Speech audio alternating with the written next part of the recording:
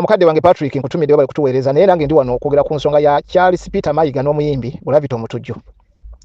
Ntera okukyogerako nti Katonda ng'akuggyako obuyinza oba amaanyi g'ebyobufuzi oba obukulembeze, ebiseera ebisinga obungi Katonda akuggyako amagezi. Bw'amala okuggyako amagezi n'otandika okukola, bw'akuggyako amagezi buli ky'oba okola kyonna kiba kikuzza mabega, naye ate oba olwana nnyo okuba nti oyimirirawo era olaga amagezi go nti weegali n'obusobozi naye nga buli kyokola kikusika kikuzza mabega.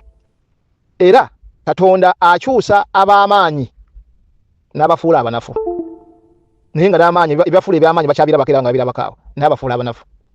Katonda addira abategeera n'abakakkanya n'aleeta abasuubira nti bategeera oba nti sibalina nsa n'abateekawo. Kakati ebintu ebyo bwe bubonero obulaga ne bw'osoma mu Bayibuli ne bw'osoma mu Qur'ani, obubonero obwo babwogerako nnyo ku bannabbi ne bakabaka b'ebiseera ebyo abaafugiranga amawanga gaabwe ku ndowooza zaabwe. Obubonero buno bwe tulaba ku Mayiga wakati ne mu gavumenti ya Museveni bwonna kati buli kungulu okuggyako yatabikola nnyo naye tulaba nti betulaba. Awo nga nvuddewo tutunuulire Mayiga okulwana ennyo okubeera ku top nga amaze okukakasa nti awambye Bwakabaka bwa Buganda, ekyamazima yali yeerimba. Abantu ba Uganda ne Buganda okutwaliza wamu baamutebuka, naye ne Ssaabasajja Kabaka n'amutebuka era n'atukolera statement egamba nti waliwo abeefuula nti baagala nnyo Obuganda naye nga balabe era nga batume. Ssaabasajja Kabaka n'atugamba nti talina buyinza, Obwakabaka bwakomawo tebulina buyinza. Era Ssaabasajja Kabaka n'agamba nti omulembe guno agukwasiza abavubuka. Ekyo kye bayita wisdom. Wisdom eyo eba ku bakulembeze Katonda baataddeko omukono gwe. Nti Ssaabasajja Kabaka statement ze yakola naddala okukwasa omulembe gw'abavubuka. Ekigambo kiwanvu nnyo era ky'ovalaba ebigambo bye ayogera n'abantu be mu mwaka emirundi giyinza okuba nga giringa 6, naye ebigambo bye tubitambulirako mpaka baddamu okwogera ebirala era n'oluusi abamu baba tebabitegedde. N'olw'ensonga eyo ebigambo bya Ssaabasajja Kabaka bikulu nnyo. Nga nkomyawo ku Mayiga, Mayiga yatudde oba yakulembedde gavumenti y'e Mengo, naye gavumenti y'e Mengo erina ba ministers abawerako, naye emirimu gyabwe tetugiraba kubanga buli mulimu gwonna ogwandibadde gukolebwa mu ministry oba gwandibadde okukolebwa minisita Mayiga bwagukola. Era enkola etayawukana ya Museveni nti gavumenti y'e Mengo edukanyizibwa abantu nga 4 oba 5.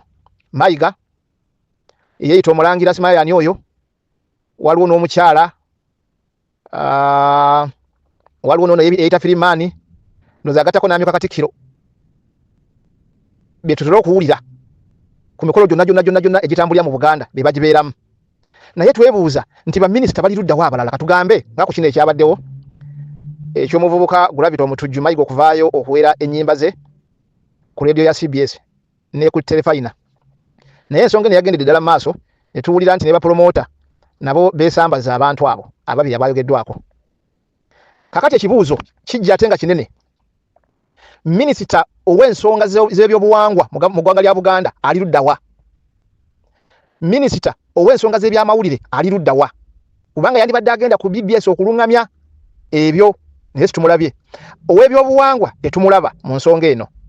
Mayiga yavuddeyo nga bwe nkugambye nti yatwala buli kimu. Kati Mukama akuggyako amaanyi n'akutunuuliza abantu gwe b'olina okudiiringa nabo. Kati Mayiga ku ssaawa eno social media olutalo luliko lwa Mayiga na Gravity Omutujju. Kati njagala opime ekitiibwa kya Katikkiro. Singa Mayiga si yayogedde ebyo nga minisita ow'ebyamawulire ow'ebyennono nga yavudde n'ayogera ebintu ebyo, Mayiga yandibadde asigaza ekitiibwa. Naye olutalo aluyingiddemu butereevu. Ate tewali mbeera yonna erumugjamu, either nga bakutte baana abo ne babasiba oba nga babasse. Kati njagala otunulire ekitiibwa ky'Obwakatikkiro kigenda kitya, kubanga yagezaako okutwala ekitali kikye okuwamba Obwakabaka bwa Buganda. Obwakabaka bwonna mu nsi Mukama Katonda yabuteekateeka era bwali obukulembeze obutambulirwako ensi zonna. Abaakola obubi n'abaakola obulungi bonna bwabanga Bwakabaka. Kati Mayiga kye yayambala akyetuumi akimutuusizza awazibu. Kati bwaddako ebbali tunuulira ne munywanyi we Mpuuga nti okukola omukago ne gwe bayise batya Irene Skin nti yabadde omugenyi omukulu era ow'ensonga bwe bagenda okukwataganya ebyobufuzi bye mu ggwanga lya Uganda. Kati njagala otunulire okola akasengejja olaba we tuyimiridde Mukama akuwa amaanyi oba agakujjako nti Mpuuga yatuuse ddyo kubanga ebirowoozo bye bikwatagana ne bya Irene Sikini basobole okusayininga ekiragaano kibagenda okutambuliza ebyobufuzi byabwe.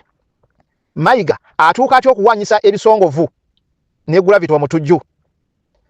Katonda obubonero ng'abukuwa Fulanga Gashumba ne Tamale Mirundi omugenzi baalumbako Katikkiro era n'abaanukula naye ngo mu Katikkiro bwe mu bujega bwe songa ensonga eyo yandibadde agihanding over ku bantu abalala abamuli wansi we n'asigaza ekitiibwa naye kyagenda bwe kito naye teyakifunamu kyakuyiga era akomyewo n'ensonga y'emu kyenkugamba nti Katonda asooka n'akubuuza amagezi n'asooka akuggyako buli kimu. Kati Mayiga ekitiibwa ky'obwa Katikkiro kyo kigenze bw'otunuulira obutambi abaana bano bwe bakoze ne comments ezibuliko tosigaza kitiibwa.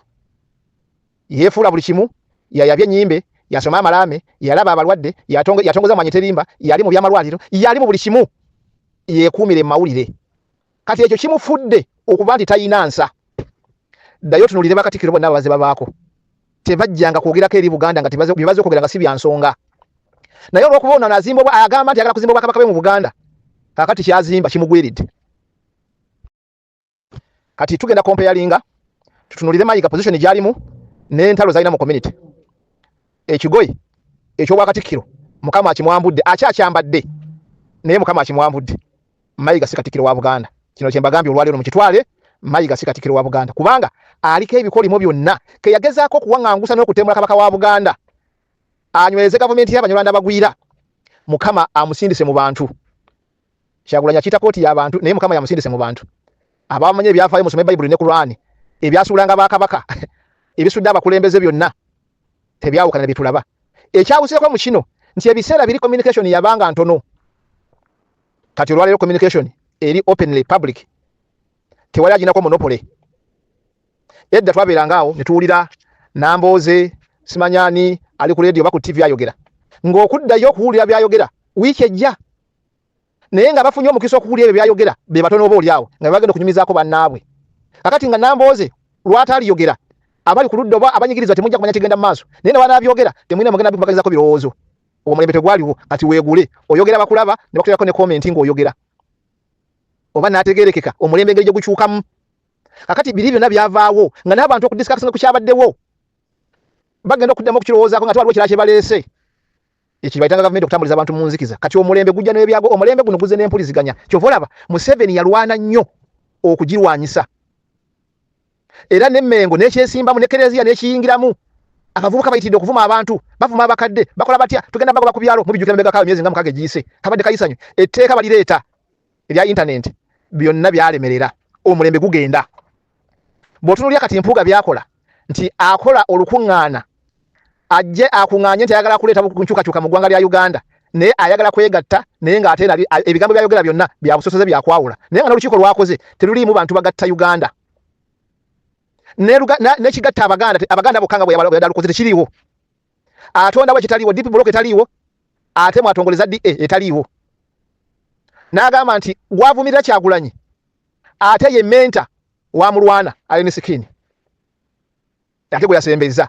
Kati njagala musome obubonero mutegeere wa tulaze ani awangula mu kino musome obubonero. Abantu bano Mukama yabatukwasa era nkiddamu nti teri agenda kubanunula mu mikono gy'abaana Uganda. Emmundu n'emizinga ebibadde bisinga okuba eby'amaanyi ebikumira Museveni mu buyinza be bantu ababadde bakulemberwa Mayiga giyite Mengo Institution ababadde bana byabufuzi nga Bampuuga naye bane bamugoberera bonna tusaawe eno mpawo kiba kyasobola gamba bantu. Era akaguwa Mpuuga akabadde kamukwatiridde ng'amataba gamutwala eyazza okumuyamba Irene Sikini mu lwana mu kifo ky'okasika kamusimatuse ne kagenda Mpuuga amazzi gamututte. Atunoonya mulambo gwe oba obutagulaba naye nga tukakasiza nti Mpuuga amazzi gamututte. Ensonga esembayo ya Dr. Kizza Besigye tumwogeddeko ekimala era tutunulidde ebintu bye.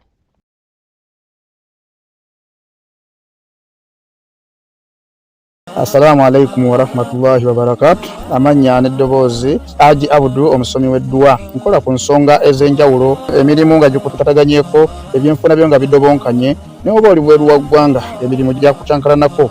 Jangu kusomere ku ddua okubeda nedda eddua zaabaawo, eddua zisomibwa, omuntu n'oterezebwa mu mbeera yonna ebadde kwesibyeko akanyaaga. Nina ekyoto kye nsobola okukumira wadde oli bweru wa ggwanga nga toli kumpi wano n'ofuna omukisa ogwo nawe n'osomerwako ku ddua nga nkuteddeko n'akabaani. Allah ajja kusaasira, ajja kwanukula. Kuba ku namba yange y'essimu 0752 44 71 ne ku WhatsApp kwendi mpereza obubaka sobole okuyamba. Assalamu alaikum wa rahmatullahi wa barakatuh.